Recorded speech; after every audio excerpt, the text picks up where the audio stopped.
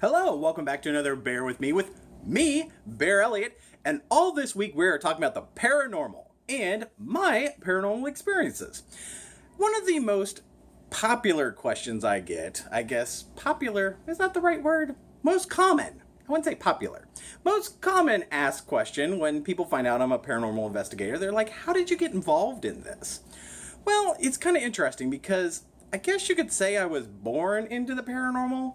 Not like my family does it as a job or something, but the house that I grew up in, it was very paranormal active. From a very young age, I remember just having some really strange experiences when I was like growing up. And first you need to understand the dynamics of my growing up. I'm not an only child. Although I was kind of raised an only child, my siblings are quite a bit older than me. Sorry, don't want to call you guys old, but you are older. Even though I have less hair than both my brothers, and I think I have more gray hair than both my brothers put together. But I'm an old soul. That's just a way for me to get around saying that I look old, with feeling good about myself. But back to the subject at hand. So I was raised kind of like an only child. I came along about like 13, 14 years after my brother. So when my parents had me, they're basically exhausted. They said, oh, screw it.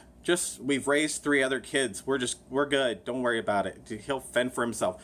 But as I was growing up, I actually had a very different growing up situation.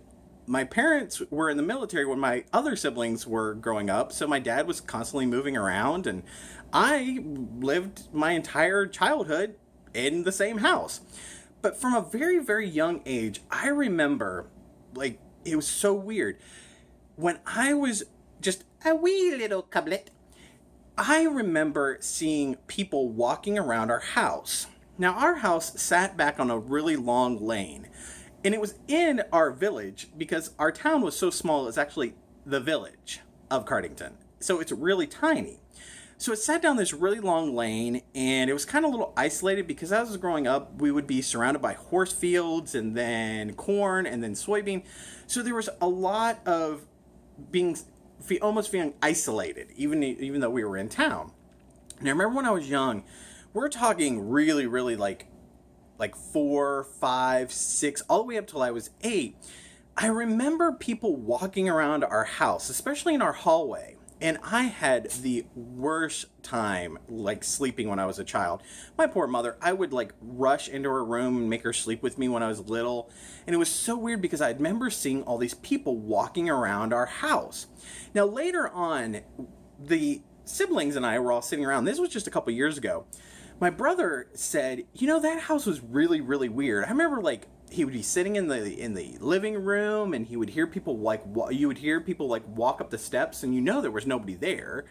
But you would actually hear them, like, come onto the porch and approach the door, and you're, like, waiting for them to come in or knock or something, and no one would ever come. And I remember one specifically. It was about always 3 a.m. is kind of a popular time for ghosts to manifest. It says something about like the Trinity and it being the opposite of the Trinity or it's the most power. Strangely enough, most people pass away around that 3 o'clock time period in the day or in the evening. And that's when I remember seeing this man standing outside my parents' bedroom. And he was just standing there. I remember him, and I could always see like the color of the people, but they were translucent and you could see through them. It was very weird. And I just remember seeing this man. He was standing at my parents' door. It was very creepy. And I just remember that image. Well, also when I was growing up, I lived by this really older house. And I had 2 friends that I would play with when I was really, really young. And I remember in that house specifically, it turns out that house was also part of the Underground Railroad. There was this little black girl that would play with us. And I never thought anything of it when I was a kid, but there was this little black girl that always played with us, and her clothing was always tattered and looked old. So who knows? Maybe she passed away in that house and she was part of the Underground Railroad.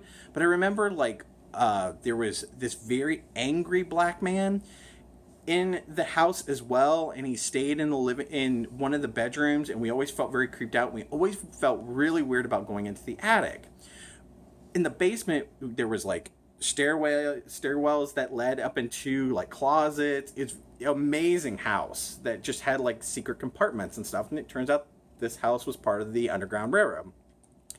So I guess I was kind of born haunted, because from that, I developed a passion of haunted houses and the paranormal, and it's now become 20 plus years of ghost hunting. And I blame where I grew up. I blame my little village. And that was the thing that kind of started this whole entire thing. So yeah, so that answers the question, the most commonly asked questions of how I got into this. It's because I was born haunted. So stick with us. You probably see like a little black tail flipping by here. Lily wants attention. You don't get to see Lily all that much. I don't know if you've seen her. Have you guys seen Lily? You've seen Buddy. This is Lily. Say hi, Lily. She's like, Daddy, put me down. Okay, so you've seen Lily. And I'll probably get scratched now. But hey, stick with me all week about the paranormal and all kinds of stories. We still have coming up my 9/11 story, which is really interesting. I think I might be doing that tomorrow. And also, the most happiest place on earth is also one of the most haunted. So stick with me all week. So until next time, bye, Cublets!